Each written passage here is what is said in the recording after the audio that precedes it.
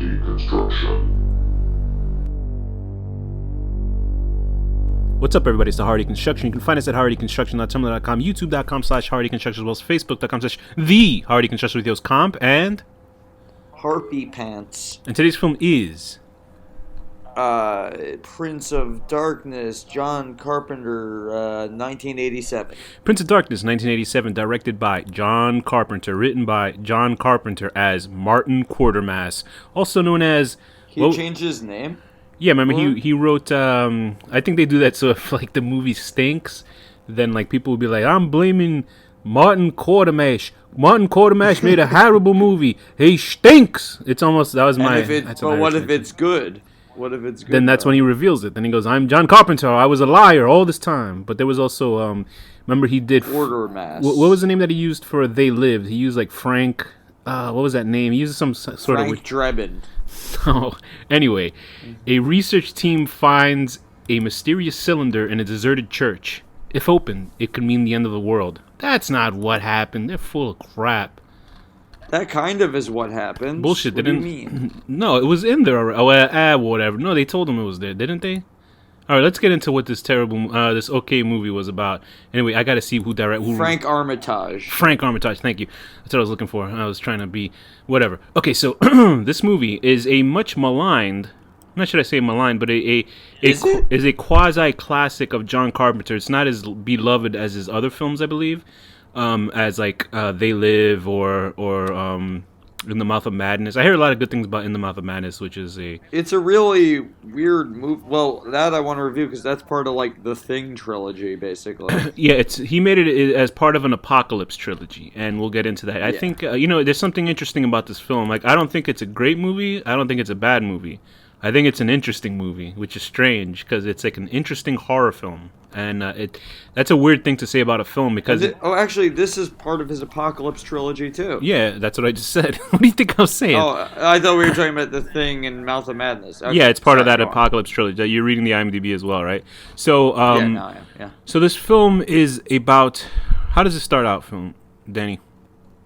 It starts out with a priest. Wait, no. It starts out with the guy from Three Ninjas lecturing his students. No, right? It starts out with a priest having his luscious thoughts his way with an altar boy. Yes, he was having his luscious final thoughts of a young boy, nude, covered in oil, pulling up his frock, gently. Oh, okay. Excuse me. Anyway, but stop fantasizing. So this priest dies at the beginning of the film. He was actually supposed to meet with the cardinal over a certain problem that we're gonna have at this church. I forgot the name of the church. It was St. Anna's or something like that.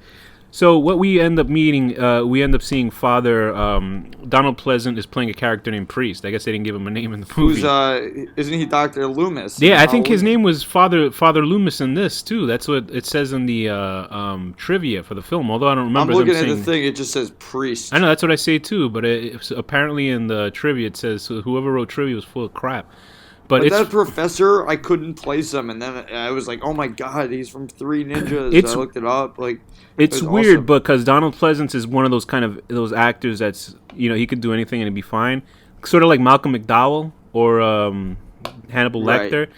But I don't think he was. I think he was overdoing it in this film. I don't know. Like he really? was I think he was sort of like trying to go somewhere. Well, either way, he's better actor than anybody else in this film. He's not as good as the one black guy. That guy is the best actor in all time in this movie.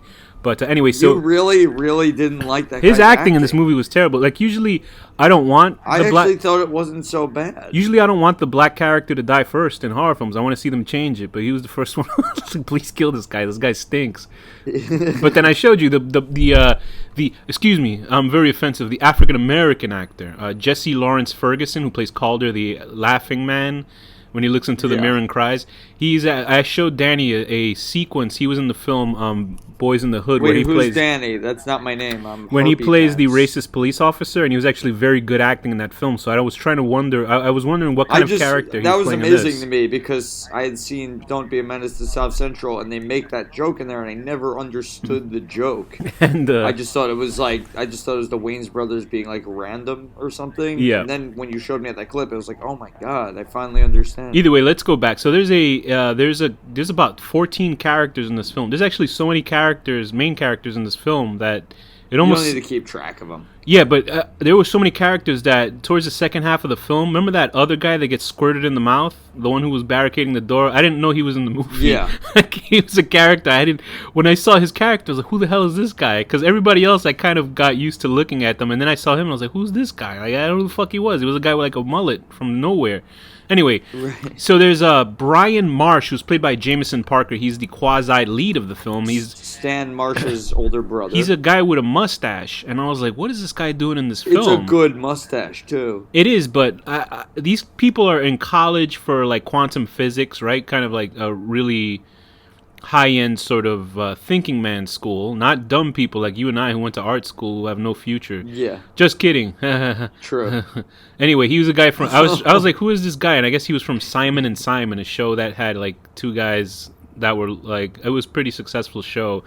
One of them had a hat on. It was Major Dad and him. Anyway, so Jameson Parker... Okay. It looks like... these people all look... I don't know what age they're supposed to play. They look old. Yeah, they all look like adults. Like, I mean... There's no way that, what the hell is the guy's name? The Asian guy that's funny? Like, the main guy?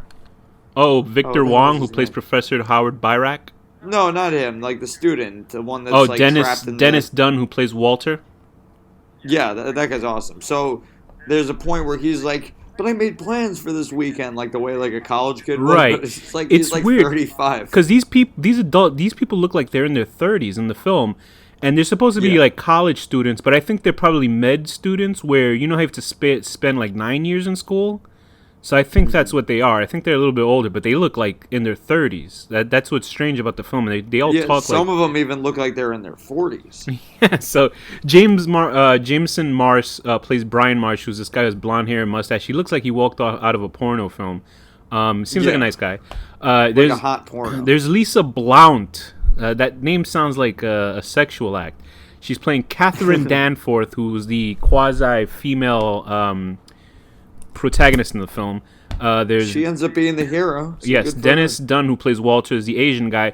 There's two people who from Big Trouble in Little China in this film. That would be Professor Howard Byrack, who is played by Victor Wong, who was the wizard Egg Shen. I forget his name. Egg Shen from Big Trouble in Little China. He's the guy who looks like an Asian Forrest Whitaker.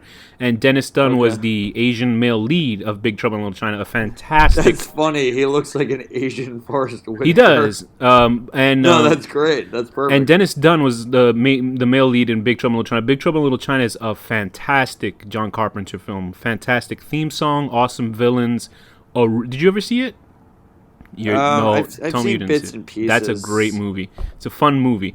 Anyway, so those two guys, apparently John Carpenter wrote the characters for them for this film. And you know what I like about it, Danny? They're Asian guys, and they're just regular dudes. They're not like doing karate and shit. Like, although in Big Trouble in Little China, they were doing karate. In this one, they're not. So John Carpenter, I guess, made it up for them. Like, everybody here is just like a normal, smart person. He's like, I'm not going to make you a stereotype in this movie, but it's not going to be a very good movie. Although somebody did mention that... Actually, I did like it. Although somebody did mention Professor Byrack, the Asian guy, he stabbed somebody with a chopstick, so... That's oh, really? Yeah, remember he stabs that one guy in the eyeball with the chopstick at the end, blinding him with soda. Shows you what Coke is good for. So there's also Susan Blanchard, but honestly, I don't remember any of the characters by name. There's Kelly, Susan Cabot. There's the hot Asian girl with the... Lisa was the hot Asian girl. Yeah, you know what it is? Because she's not like... But she wasn't actually Asian because she got offended when he said that. No, I think... Spanish. I'm going to talk about that guy, but... She had a sexy voice, like holy shit! I don't know where that because she has some sort of accent, but it didn't. It didn't sound like the scene where she was typing. It was like, oh man, I would be so that was scared, pretty cool. But so turned on. So there's things in this film, and there's also the first girl that gets possessed by the green slime. Like she looks like Linda Blair, so I don't know if that was intentional or not. But she looked like Linda Blair when Linda Blair got older and hotter for like Exorcist 2. Anyway, so these are students. What ends up happening is that the priest, played by Donald Pleasant, meets up with his friend who's Professor Byrack Obama, and they talk about like this. What's weird is that there was a priest that passed on, and he had a key to a secret room that was lit with a bunch of candles Only though, even though it was like one guy that lived there, he must have lit all those candles, and they stayed lit even after he died. You know, that's pretty amazing, right? A whole hallway, a whole fucking room. It's it's like Hanukkah. And there's a container of green liquid that's spinning. It looks like sort of like a cotton candy machine, and it's just spinning and spinning. And this, they believe, is the is like an alien entity that is Satan, basically. Yeah, but there's a weird thing because they do say it's him, but it's also his father. They actually separate the two names as it's two individual people. So I don't understand. That's why he's saying father at the end of the film. No. The father was banished to like nothing, right? And the green is the son, right? So the son is.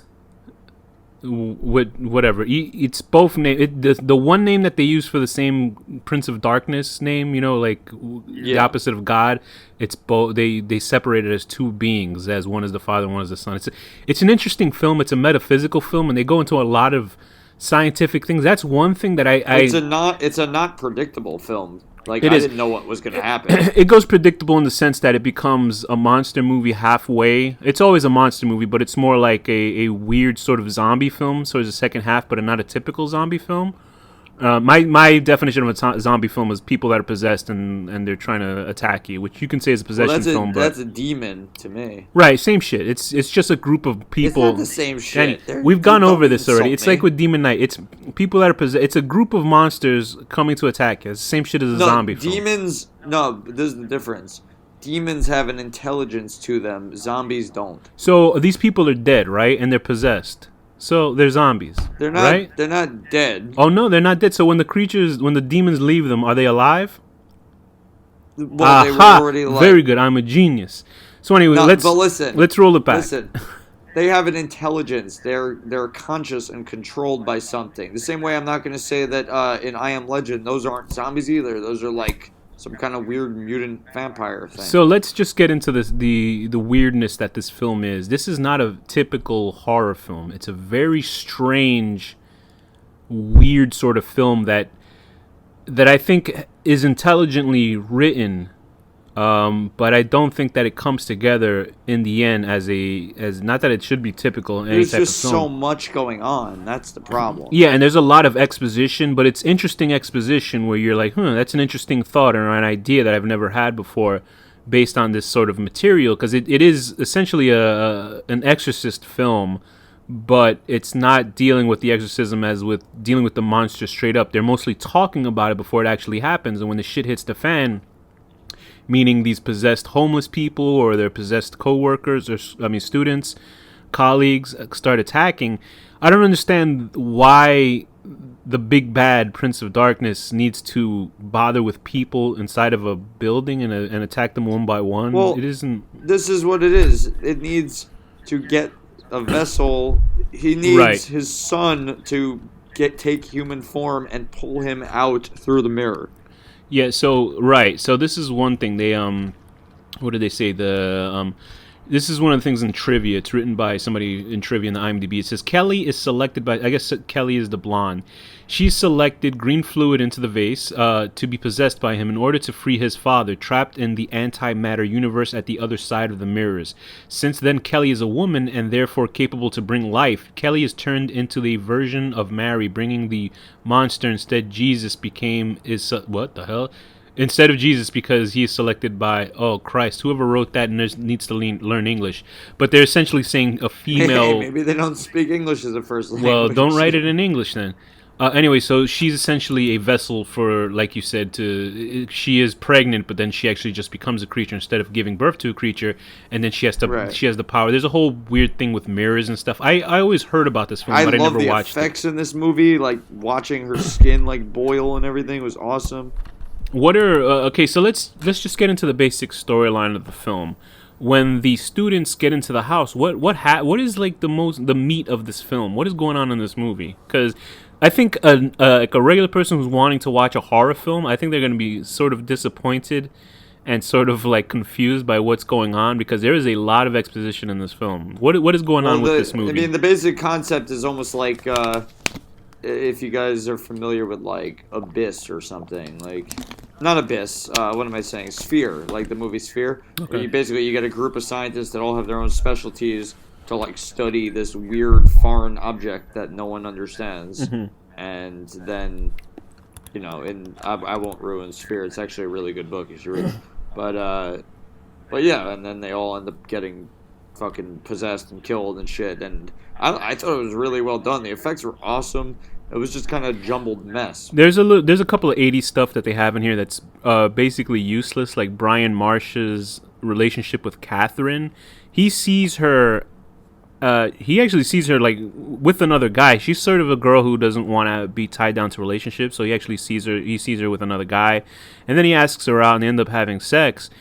And literally, the first time they've only had one date, and he's had sex with her, and they're almost like, "I love you." Yeah, and I'm like, what the hell is this? Like, was the pussy that good? I feel like if I did that to somebody, they would like put a restraining order. Yeah, they would like write about you on like Jezebel.com or something, like you're a fucking creep or something. What's Jezebel.com? I've heard of that before. It's a feminist friendly site. Good for them, right? Why not?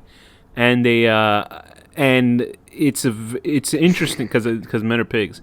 Okay, so but seriously, that was bizarre that he had, and then like he was so. I understand why he was like upset at the end. Well, he was still smelling her in his mustache, and it just got him so riled up he couldn't help it. But yeah, that was a little bizarre, and also like the homeless people that are in the front. Apparently, they're supposed to be soulless people. Like, I guess that's John Carpenter.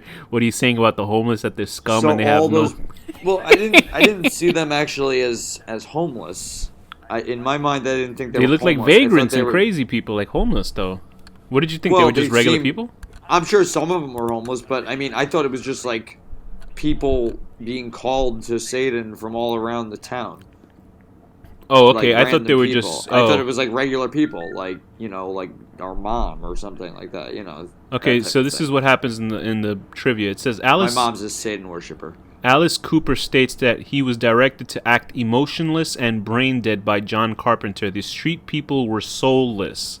And boy, did Alice Cooper acted brain dead for sure. He should have won an Oscar for that acting in this film, because his face. He actually just because he used to do live. I guess he still does live stage shows, where he does magic acts and shit. And it's pretty interesting. If you ever heard you should listen to Penn Jillette. You know who Penn Jillette is, right? The guy from Penn and Teller.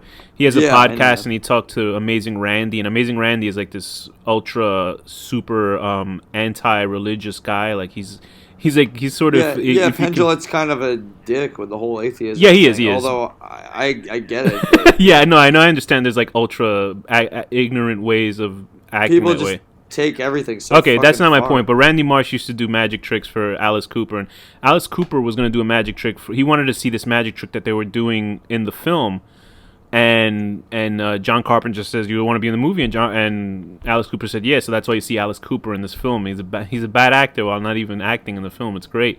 That part where he stabs a guy with a half of a bicycle. The guy kind of just walks. Face. Yeah, he looks away like if he just came in his pants. But he actually used that half bicycle gag inside of his live stage show. So I guess if you're watching, if you saw this movie and then a week later you saw Alice Cooper, you go, holy shit, he's doing the bike thing. And then somebody who didn't see the movie is like, who gives a shit? Just like rocking and rolling. I'm fascinating what I just said.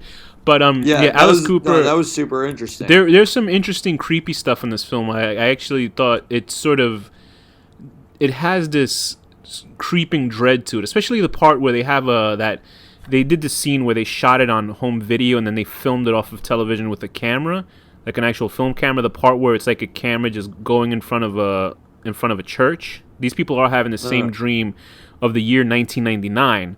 If you hear that was like the weakest part of the movie. That's the part that used to spook me away from watching the film. And when you would actually see this, when I was a kid, I didn't want to watch it because I was just seeing a silhouette of a person with huge, long arms, like just putting their arms up, and it was a little bit too much. Like I don't want to watch it because they would play this movie at night, and that's when I was like scared of statues and shit. And anyway, so you see this, they keep having this dream where somebody's talking like, this is the year 1999, this is real, this is whatever. You just hear a voice talking like that. So apparently in the year 1999, that's when the whatever the hell comes out of that church and destroys the earth, or starting a new era of evil. And the stream is happening over and over, and all these people have this. If they said it was 2017, I would have believed it. And these people keep having the stream, and so we're introduced to for these 14 lead characters, including Egg Shen as the doctor, and they go down to this little room that is holding this green spinning fluid that they're like talking it's a movie where they're talking science throughout the whole film. I didn't mind it though. That was what I liked about Sphere also. No, I thought it was interesting. I liked it. I'm just saying this is not a regular typical horror film. This is more like a high-end science fiction film, but it's dealing with horror elements. Instead of them finding, some sort of DNA of a creature, this is them talking about, the metaphysical reality and creatures behind. It's a bit of a jump to what they're talking about in the film, but I guess since it's a priest and it's a religious setting, that would make sense for them to say stuff like this. And they find out that the thing that's cool about it is like it's not even about religion. It's like an alien or something. Well, no, it is a religion. It's the big man of darkness. It's him. That's what they're saying. Yeah, but they're describing it in a scientific way and like describing Jesus as like an extraterrestrial. Oh, right. Yeah, you're right. Yeah, I guess according to natural law and what they think about DNA and stuff like that. So it's more like a Lovecraft take on religion. Right, so they're saying it's about 80... I think the fluid was near... Like, the thing that was containing it was like 80 million years old or something like that. I think it was 7 million or something. Oh, okay, I thought it was a double digit. But they said that the container... I bet you it was 80 million, you cocksucker. And they said that the creature was keeping itself inside the container. So it was essentially just... relaxing for some reason, and I guess because it could, you know what it is? I guess it was the fluid from the Super Mario Brothers movie. You know when they reduced the monkeys into slime and shit like that. Oh, what do they call that? What do they call that? Hold on. Pre-cum? I'll look it up. Anyway. Yeah, pre-cum. So there's a bunch of interesting characters, and there's a couple of gags. There's that one guy with not the mullet guy I didn't recognize, another mullet guy who actually falls apart. He's saying like, what is he saying? He's saying some weird shit he's saying hello or something like that, and his voice is all like modulated and stuff. Remember when he's calling them outside the window? Yeah. And they're looking at him, and he just falls apart, and it's like pretty disgusting. And it was just funny how that was an awesome scene. It was a great scene, yeah. There's also the scene, like you said, with the Asian woman Lisa when she's writing on the computer and she's looking away. She for some reason reminded me of like some music video, but she was just like staring into nothing while typing. Now that I said you got freaked out, I guess that was so like creepy and hot at the same time. Yeah, she's hot, and but of course the one I hated the worst was the guy Jesse Lawrence Ferguson, Calder, the big tall dude. Like, I'm telling you, I think he was playing like an African guy without the accent, because his acting was so strange in this movie. Like, it was like bizarre acting. I thought it was because he was like, what, you guys having fun? And I was like, what the hell is wrong with this guy? Like, why is he talking like an asshole? Lisa, Mona Lisa, and he's dancing around, and I was like, what the fuck is this? And then when I watched him in Boys to Men, the movie, Boys in the Hood, he was like, you motherfucker, like he was acting like a normal guy. So I was like, right. Did he go to like acting school between these two movies? Maybe John Carpenter's like, act like an asshole. Act like a guy who would annoy some guy like in 2016, in a couple years from now. That one guy, the guy with the bald head and the long hair in the back, the one that gets his neck snapped, I swear I've seen him in shit before, but I just couldn't know where I picked him out from. Yeah, like the big guy with the bald head? Yeah, him, and I was trying to figure out who he is. Yeah, I couldn't figure it out either, actually. I felt like I really knew him. But anyway, so, there's a couple of interesting kills when the big tall black guy slashes his own throat with a piece of wood. He's crying. I don't know. I like the crying and laughing parts. I thought it was so annoying. I couldn't understand. Like, it literally was the most bizarre thing I had seen in this film. Like, I mean, you see a guy standing in roaches and falling apart, and the guy laughing in the mirror was the weirdest shit I saw in the movie. Like, and then like there's that one scene where you could tell all the actors were younger than Donald Pleasance, and he gives that big speech, and he was like, what if the church was the one that we were supposed to tell the people about? I'm doing a horrible fucking Beatles accent, but the camera does a slow movement, and you could tell all the actors like watching him because he's like the real actor. He's sort of like Alec Guinness in Star Wars, You know how like Obi-Wan is like the real actor in Star Wars, and everybody else is like shutting up because they're watching a real actor act. These are like 20-year-old kids. Yeah, exactly. So I mean, like, but I thought his acting was a little strange, especially the part he fucks it up for the main lead actress when she pushes that monster into the window, the possessed Kelly. And she falls in with. She should have just.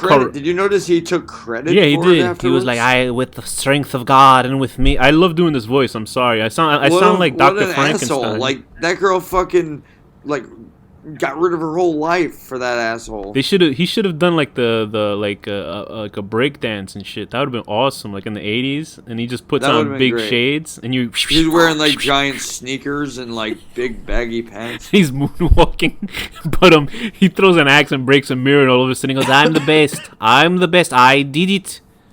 He's evil, I say. See, he's wearing like Michael Myers mask. But there's a lot of shit in this movie. It's like funny because I feel like I'm explaining and not explaining everything in the film. It's a confusing movie. I mean, it's pretty easy. It's basically apparently the bald guy was in Poltergeist. It's essentially a primordial creature uses one primordial ooze. That's the word. A primordial ooze escapes to possess humans to release its father. I guess that's the only way. It needs like a human to pull itself out of a mirror in another dimension. It seems it's very convoluted. The idea of it seems pretty fucking retarded, but it's an interesting film nonetheless. I liked it. What are some things that you didn't like about this film? Was there anything you didn't like about this film? I'll say the relationship shit was kind of stupid, but it didn't bother me so bad. I mean, the relationship shit is just like typical. They need to have that in an 80s horror movie. I get it. Soundtrack was very good. Yeah, I mean, soundtrack's always good. Biggest issue was just that, like, it was too much. Like, they were trying to do too much, and it got a little, like, kind of confusing. You think they were trying to get a little too highfalutin and trying to be too smart, and it just kind of led nowhere? Yeah, I mean, there's just too many things happening. They should have, like, kind of simplified it a little. Like, there were too many characters. Yeah. I mean, I like that there was a lot of characters, but they didn't do it. It's almost like, you know how The Thing had a lot of guys in it, but they all felt like they were doing stuff that was interesting in the film. Yeah, you don't get that same amount here. Like you see, like they'll have a whole buildup of this person getting sprayed in the face, and then they're like not in it anymore. That's it. Yeah, like there was a weird part where Dennis, is it Dennis, the Asian guy? Walter. Oh right, Walter. Yeah. Dennis is the actor's name. Walter sees like the possessed woman looking at him down the hallway. Then he goes into the room, and then that bald guy comes in, and he goes, "She's right outside the hallway." And he goes, "Where is she?" And then he comes out, and he looks like frightened. Like the woman could literally just walk down the hallway, and he's looking like, "Oh my god, something horrible happened." It's like, no, maybe she just walked down the fucking hallway. Like I did enjoy his acting the most in the movie though. Yeah, he was funny. I liked his freak out when they were trying to, because I would have done the same thing. I would have chopping through the wall. And he goes, "Come on, help me!" And he's like throwing his hands in the air, like that's funny. Yeah. But I would have done the same thing in real life, but you would have seen a brown shit stain in my pants at the same time because those two possessed people. But it's great. I liked it. I like how it was Asian on Asian crime on the film too. When the professor and the Asian guy threw the Asian woman out the window, that was hilarious. Well, she wasn't Asian though. Didn't she like? She is. Her name is Anna Yang. You asshole. That's the name of the actress. But then why did she slap him? That's another thing I don't understand. What is because did she slap him? I don't remember that. Yeah, I don't remember that at all. I have no idea. Or she was. Maybe she didn't slap him, but she was like mad at him. Saw another movie. Yeah, that's the thing. I think they wrote this character as a nerd, but he wasn't annoying. To me, I didn't think he was annoying. He would even. There's nothing. Nerds aren't annoying. What do you mean? What's that? Nerds aren't annoying. That's not the definition. No, his character. I believe they wrote his character to be intentionally annoying. Like he was supposed to be a funny jackass, like kind of an annoying guy who all his jokes fall flat. But it seems like everybody was overreacting to him because maybe the way he was acting, he didn't seem that much of an annoying asshole. He just seemed like a regular guy. Like nothing about him when the way he acted. But you see how the girl treated him like he was like full of the fucking pestilence or something. Like everybody was like reacting to him like really nasty, and I was like, well, what the fuck did this guy do? Well, you know what? All those people get possessed by Satan pretty much except him. Yeah, there was that unnecessary scene when the main guy like jumps out of the window He obviously sees obviously two groups of people on the other end, and then he's surprised when they start running after him. And he could have, and the thing is, he could have just jumped over that little gate that was there and continued running, because there was a gate dividing them that wasn't that high, and then it was like a useless, like a phony tension scene, because he went down, he saw motherfuckers on the left, and he saw people on the right. And then they try to do the whole thing where they grab his leg. The leg grabbing thing made more sense when the guy was on the other side of the room, like in the hall. You know, when he was in the confessional booth. I just didn't even understand the purpose of the scene. Like it was to have fake tension. What he was trying to escape, but then they had the creatures run after him. It was basically, you know, an escape scene. It was just stupid. It was dumb. What they tried to achieve in that was much more done better when Walter was in the room with the two monsters coming out, or the three monsters coming after him. That's essentially the same shit they were doing, but for some reason they added that scene for no reason. I like the second when the second girl jumps in and they just toss her out the fucking window. That was funny too. They like literally you would think they throw one person out of a window, that's fine, but when they do two people in a row, it's pretty funny. They could have hurt themselves. What's your favorite thing in the movie? I like when the green slime comes into people's faces and possesses them. It's so funny because it's green slime, but then it's just like regular water spraying in their face when they get possessed. Like, sorry, I keep coughing. I like that. You know what's funny? When I saw Alice Cooper, I thought that other professor, the guy that was doing the trumpet with his mouth, I swear to you, I thought that was Meatloaf. But that's not how Meatloaf looked in that year. Meatloaf looked like that when he was in Fight Club. You know, like how Meatloaf looked. Oh, no, I will do anything for love. That was pretty good, actually. That's a good song, actually. And then the song about him. I like Meatloaf. And then he's singing that song while he's fucking a girl, and you hear Paul, who's that baseball announcer? He's like, "Holy cow!" He's singing up to. You never heard that song?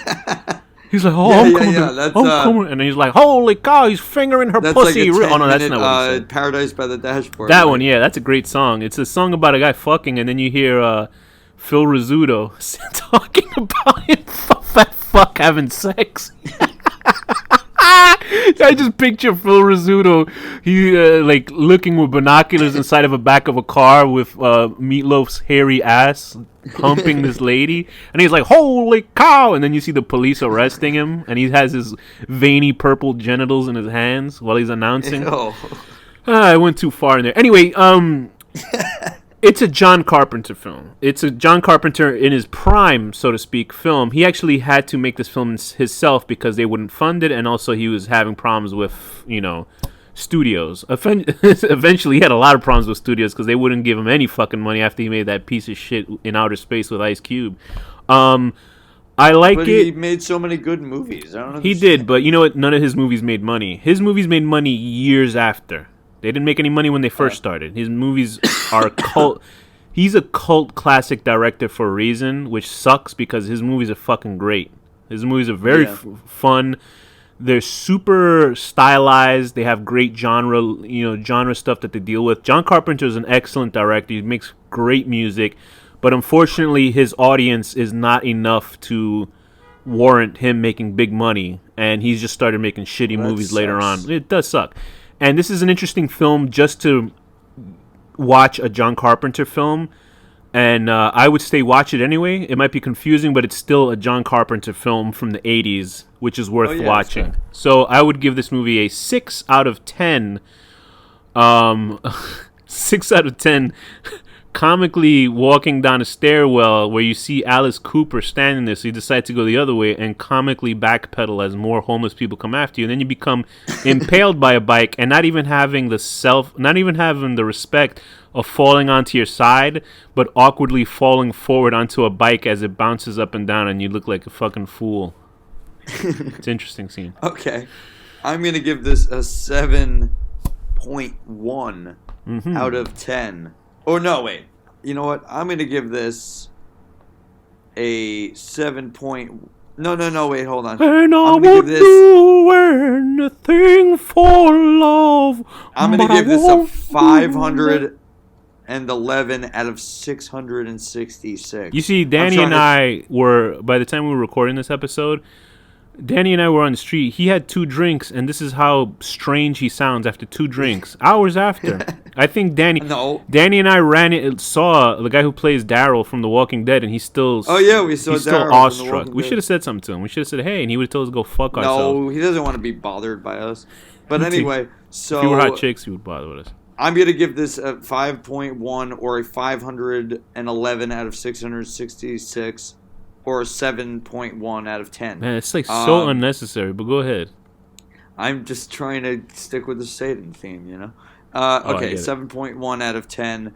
Clever. You know, seeing a woman sacrifice her life to make sure that Satan does not take over the earth, and you're a priest, and then instead of, like, honoring her sacrifice, you basically try to take credit for it.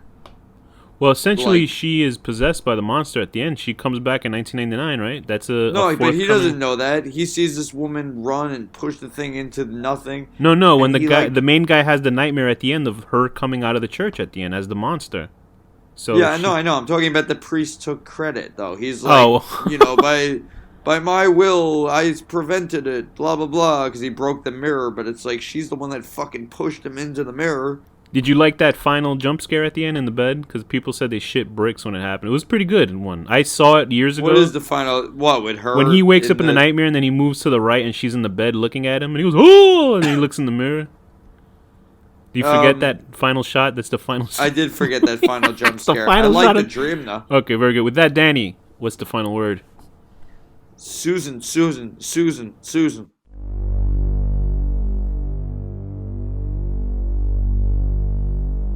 The Horror Deconstruction